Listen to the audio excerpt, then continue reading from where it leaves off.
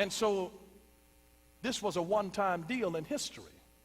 And so this is why she asked him, how shall this be? She wasn't doubting that it could be. She was simply saying, what's the game plan? I don't have a husband. How am I going to get pregnant seeing that I know not a man? God gives you the seed, but you got to take the initiative to get the seed in the proper environment. God will give you the seed, but you have to take the initiative to get that seed in the proper environment. That's why Mary went to see Elizabeth. In verse 39, she went to see Elizabeth. She arose in those days and went into the hill country with haste, in a hurry, to the city of Judah. And it happened that when Elizabeth heard the greeting of Mary, so she entered the house of Zacharias and greeted Elizabeth. Verse 39 and 40 there. And guess what? She stayed there for 3 months, which is the most important time, because here Mary was in her first trimester and Elizabeth was in her last trimester. And the most important time to really take care of yourself is in your first trimester.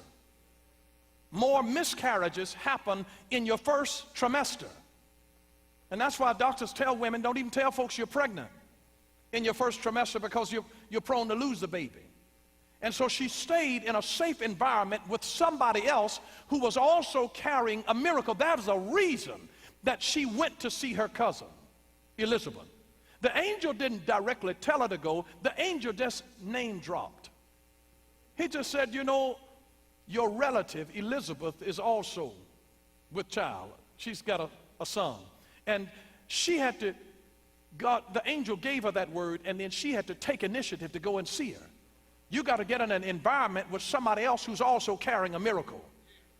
Because when you got a miracle in you, something that requires great faith, you need to get around somebody who's doing something that requires great faith that is ahead of you. Because they know how to sympathize with you, and they understand the doubt talk that will talk to your mind. The weariness, the staying up late at night and tossing and turning and worrying about this, that, and the other. And they know about the sickness that you're going to deal with, because they're in their last trimester and you're in your first one, and you still have morning sickness because God put something in you to bless you, but it makes you sick before it makes you happy. Isn't it amazing that God can drop something in you and make you uncomfortable where you are? What will be a blessing doesn't start out feeling like a blessing. It feels like it's not putting something in you to bless you. It feels like it's trying to pull everything out of you.